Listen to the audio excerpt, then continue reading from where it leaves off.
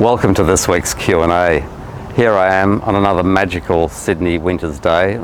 Clear blue sky, it's just fantastic. And this week's question actually relates to Sydney, in particular to the Sydney property market. One of our viewers from Hong Kong's asked me the question, look, with this lockdown in Sydney and the extension by 4 weeks and potentially a further extension in the wind, what's going to happen to Sydney property prices? Will I be able to buy a home more cheaply? Now, we've got a lot of clients who are looking to buy houses or future houses or investment properties in Sydney, currently have been for over a year. And they're struggling because prices are going up so rapidly that they're often being left behind at the auction or prior to. So let's look at that, because we're fortunate insofar as the latest data from CoreLogic was released yesterday in terms of housing price growth for the month of July. And if we look at the national figure, combined capitals nationally rose by 1.6%. But of course, that's not so relevant if you're trying to buy a house in a particular market. And this question relates to Sydney, so let's look at that. In July, Sydney prices rose by 2%. And that's then accompanied by headlines like, property market is running out of steam, etc. Of course, if you're actually a person trying to buy in that market, you're going, what are these people talking about? An annual rate of growth of 2% per month is 24%.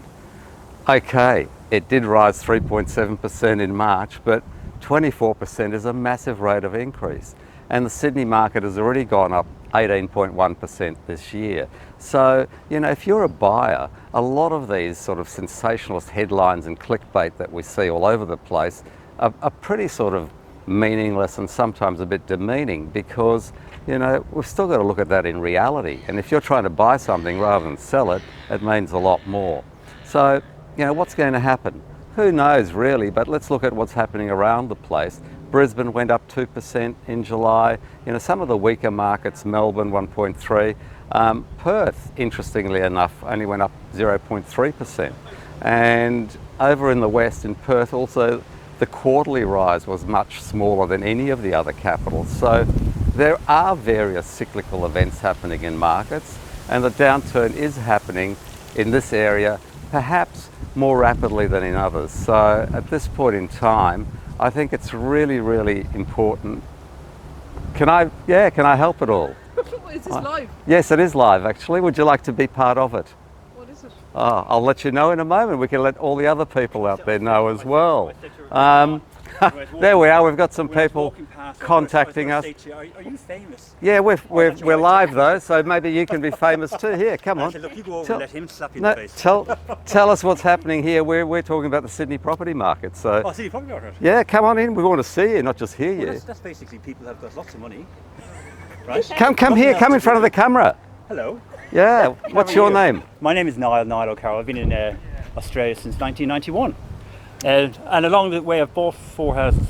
Oh, fantastic. In Sydney or elsewhere? In Sydney. Actually, I bought a house in Adelaide when I moved to Adelaide. Then I sold it, and I did buy an investment property in Adelaide. So one thing I would say about Adelaide is consistent, long term. It's a bit like the Chinese when they're doing business. A profit's a profit, long term. True. And that's it. Do you know what I'm saying? I do. Steady, I do know what you're steady. saying. And Whereas on a comparative basis, how much profit has Adelaide made versus your Sydney properties? Well, so if you look at it this way, lower entry cost. Yep. Which helps. Yeah. Right? And over the longer term, I would say that from a percentage basis over 4 years, I probably made about 12% each year down there. Hey, can't argue with that. 12% per year. That was back in 2001 to 4. Pretty good, no? And at that time, that was when the property market wasn't the best, because you're after the dot-com bubble burst. That's right. And all that sort of stuff. Good entry time. Yeah. And whereabouts are your properties in Sydney? I've got one apartment in Balmain, which I bought many years ago, and then the house that we bought down in Cogra. Okay. Which is good. And you're out walking this morning, or what are you up to? Well, I'm out walking, and then this woman gave me a call and said, "What are you doing?" I said, "Well, I'm out walking. Where are you?" And she said, "Well." She said you need to be interviewed on live camera for the rest of the world. Well, I said, "You can go over to that man." Perfect. Yeah, that's good. He'll slap you in the face. There you go. Good on you. All right. All the very best. No, good to meet you. You too. Okay, take care. I'm Cheers now. going to be first home buyer. Well, Very agitated by the whole situation. I was just talking about that. You're trying to buy in Sydney? Come here. Come here. I'm trying to buy anywhere near a beach. You're trying to buy Well, based anywhere in the near a bit. Well, shoebox. luckily Australia's a very big island. So Yeah, well, that I gives don't you have 4 million in my a pocket. national advantage, hey? Yeah, I don't have 4 million. I And anyone wants to sponsor me as an influencer or something and give me 4 million, I'd be happy with that. Look, you can only ask.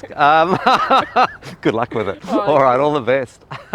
Well, there you go. You've got some real live input here from people around Sydney. All the best to you guys. Take care, okay? Cheers, hey. And it's interesting, isn't it? Because they're the comments that we're finding. I don't have 4 million, albeit you may not need 4 million to buy into the Sydney market, but it gives you an idea about what people are thinking about relative prices and so forth. So, getting back to the question, will it let me buy a property cheaper in Sydney? No, I don't think so. Going up at 2% a month is not something that I call buying into a cheaper market. However, it might give you the opportunity to actually buy into the market whilst these lockdowns continue, and perhaps some of the activity is not as buoyant as it was before. Although if we look at volumes, if we look at what's happening there, they haven't declined much. And don't forget that what's underpinning a lot of these housing prices are very low interest rates, and that's set to continue. In fact, the RBA later on today may make some comment about its level of quantitative easing or increase that potentially has been mooted. And the other thing that we've got to look at is there are very low stock levels around. So if you've got low interest rates, low stock levels, I think that will continue to make the market go up. And unfortunately, I don't think you'll be able to buy something more cheaply, but perhaps it might just mean that you're able to buy something. I'm Andrew Unterweger from Wise Guru. All the best. We'll see you again at our next Q&A.